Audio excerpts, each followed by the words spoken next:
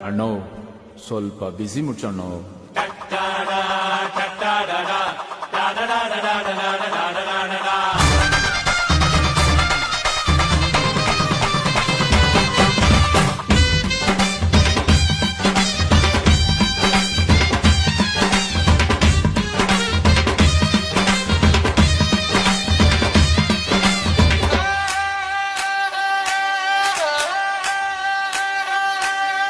ಪ್ರೀತಿ ಕುರುಡು ಪ್ರೀತಿನೇ ದೇವರು ಅಂದ್ರು ಕವಿಗಳು ಸುಖವಾಗಿ.